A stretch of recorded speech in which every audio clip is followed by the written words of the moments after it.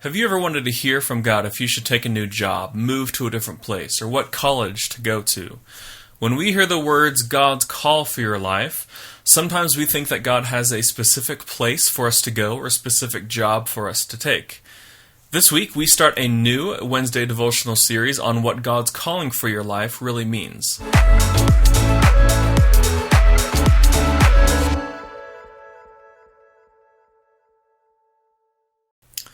From my work with high school Christian students, far too often do I see them paralyzed by indecision because they think that God has such a specific plan for their life that He's going to show up and tell them exactly what college to go to. Even in my own adult life, I used to cry out to God to tell Him, to show up and physically tell me if I should move and take a new job. But rarely do we as Christians experience these moments when God shows up so very clearly and tells us what we should do. And yet it is clear in the Bible that God does call us to something. So what is God's call for our life? The truth is that God's call for our lives is much more broad than a specific job or location.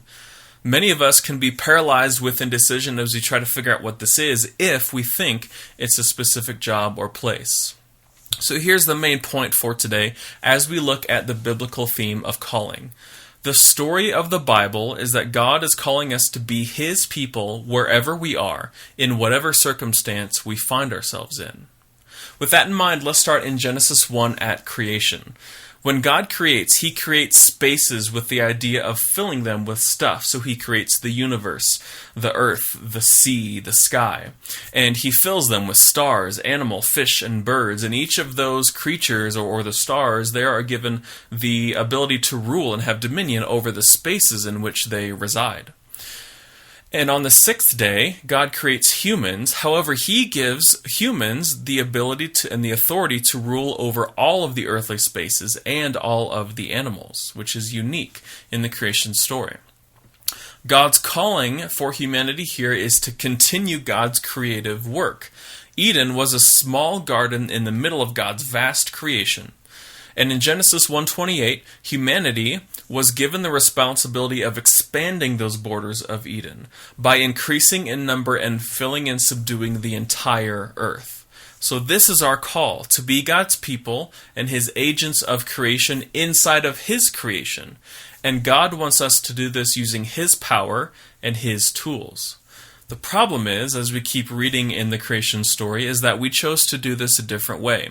In Genesis 3, we see the serpent, and he persuades humans to go against God's calling, and we take the creation initiative in the wrong direction. And we end up bringing destruction and death instead of creation and life. The rest of the story until Genesis 12 is the downward spiral into death and destruction as humans do in fact spread out and multiply across the face of the earth.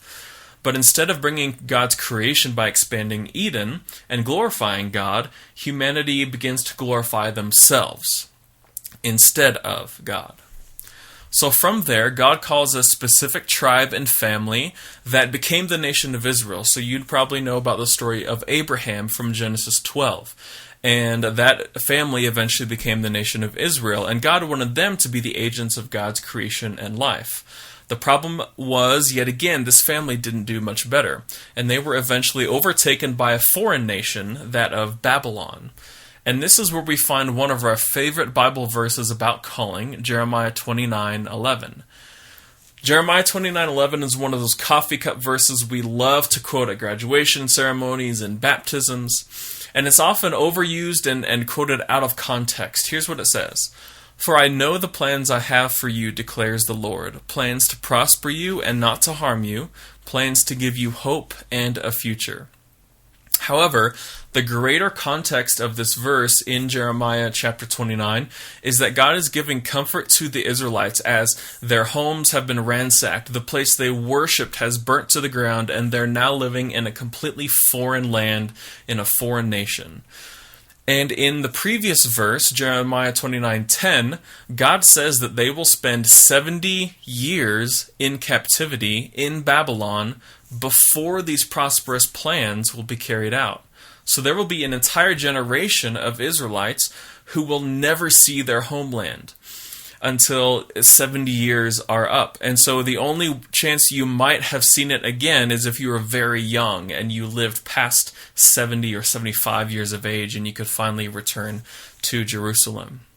And yet, God's calling on the nation of Israel and Abraham's family does not diminish. It remains. In fact, as you read in Jeremiah 29, the Israelites are to seek the welfare of Babylon, to give sons and daughters in marriage, so that they will multiply and not decrease.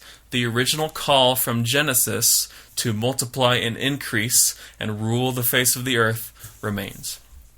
And this same call remains for us today, to be God's people and His agents of creation and life. Wherever we are, whatever circumstances we find ourselves in, we are called to be God's people, within our family, within our job, and in our communities. So here are some things to think and meditate and pray about in light of what the biblical theme of calling is about. What ways have you seen people use Satan's tools of destruction and death in their ability to rule the world? On the other hand, how have you seen God's people use His tools of creation and life to rule the world? One big step in discerning God's call, and more specifically what you should do with your call, is to look at what skills and abilities God has given you.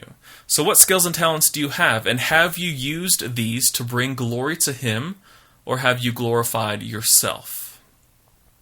So that's it for today. Next time we'll talk about the New Testament and where it goes, and I will see you then. Thanks for watching.